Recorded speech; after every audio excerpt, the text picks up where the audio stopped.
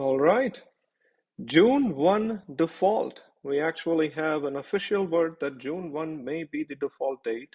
And I thought I would discuss three smart ideas for yield investors between now and June 1st, which is coming up in a few short weeks. First of all, thank you for new subscribers. Want to make sure I do some housekeeping. There is a video called How to Navigate the Channel, which you can use. There is also a playlist. This is episode 65, and the playlist has every one of them in numerical order. So you can start from the basics of yield investing and work your way here. My usual disclaimers: this is not investment advice, it's education. I am not a wealth management advisor.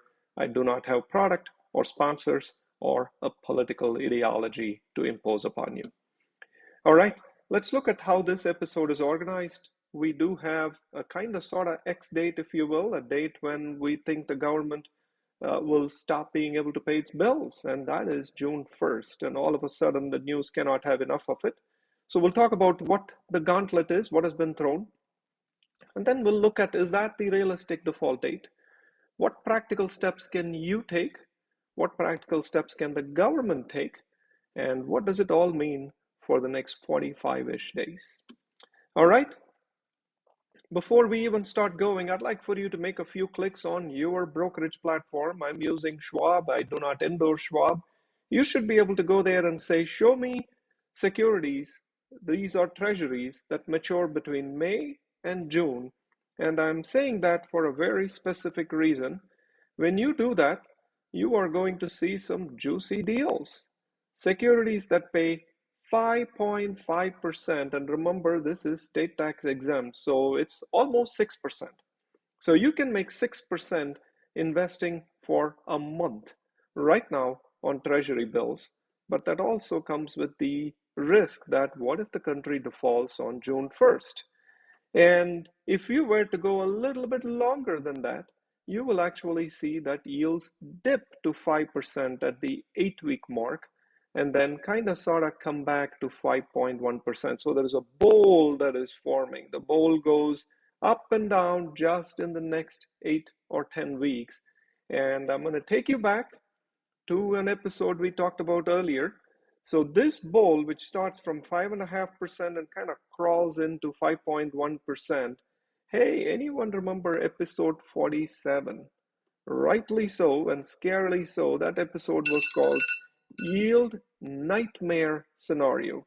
If you haven't watched it yet, here is the link to episode 47.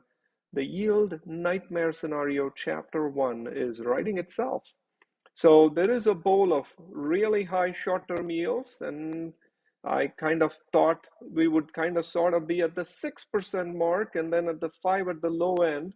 And as scary as it sounds, I thought this would happen in July. We are working our way towards it, and it's terrible, and you don't want it to happen. But the real short-term yields at or around the default rate are very high. And then there is a dip, and then the post-default period is coming up to a different number. And so then the question is, what can you do and how can you prepare? The first question to ask is June 1st the realistic default date? Let's learn more.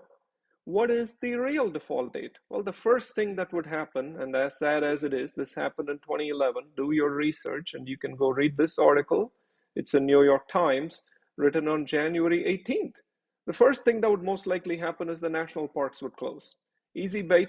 It kind of spreads the message, oh my God, we can't pay bills to these security people in front of the National Guard and the national parks. It's terrible. And then there are these things called securities that state and local governments use to hold cash. And we're going to say, no, no, no, we don't want to do that. We want to save that. And some of this has started happening since January. There are savings plans for government workers and health plans for retired postal workers. Those need to increase to pay bills, and the government would say, we don't have the money to pay them, we're going to stop buying them. There are monetary accounts that move between government agencies, from the Department of Health to the Department of and so on, and those involve certain kinds of payments, and the government may say, we're not going to fund those. None of these hit treasuries, none of these hit the ability of the government to pay money or print money, and that is why these are all the little tremors underneath the surface that could start happening as early as June.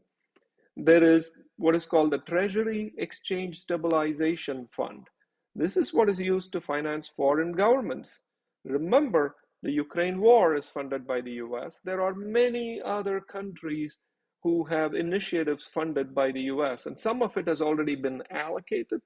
And it's not that we're suddenly not going to be able to support the war in Ukraine.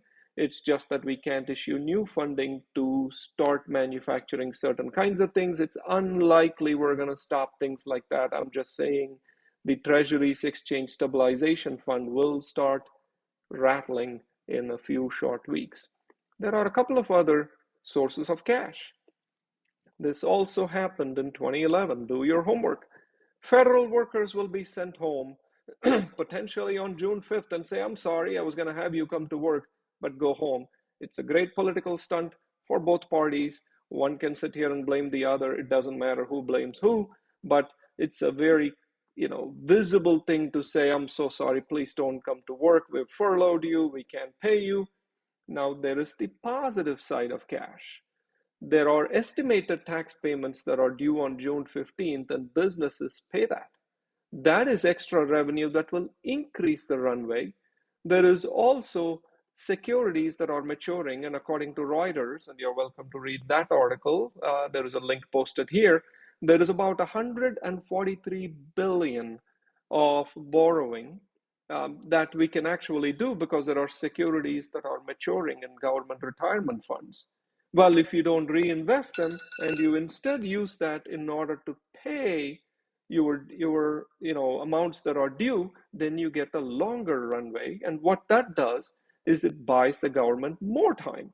So is it true that on June 1st it's going to be lights out? Not really. If you can go from June 1st to June 15th by eking this out, eking that out, closing a national park and so on, then estimated tax payments come in and you can prolong the misery. And then you can get another 100 billion. So the real date, who knows, could be July.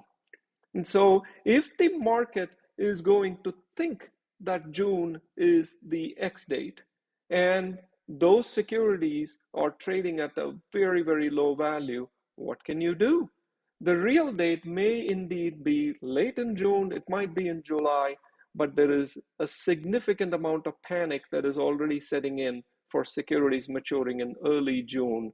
And so what does that mean to yield investors? My thesis, and we all do not want a default, let's be real. My thesis is that there will be 11th hour move. Maybe there is a little bit of a default, but not a whole lot. There will be a lot of chaos, but treasuries will not be affected. But the market, however, is going to have a lot of panic. And that means June 5th will be a very scary date. And then they'll say, well, we're going to go up to June 15th. We got estimated tax receipts and we're going to, and so on and so forth. And so there is a lot of turmoil. What that means is the ice cream truck has a lot of bumpy journeys ahead in the next few weeks. Between now and June 8th, I grabbed some securities, treasuries, I mean, that mature on June 8th that pay 5.5% before state tax, meaning you would have to add your state tax to 5.5%, so it's closer to 6% pre-tax.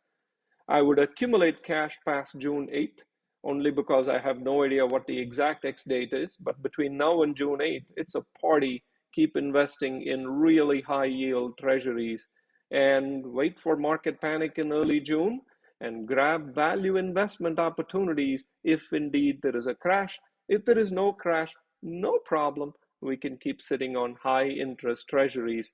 However, if you indeed are looking at high dividend investment equities, what I am doing is looking for those with good dividends, good coverage ratio, no debt, and essential good companies with a lot of cash flow. So I wouldn't just pick the ones that crashed, hoping for a prayer. If you have any additional comments or questions, feel free to email me, yieldnerd@gmail.com. Thank you.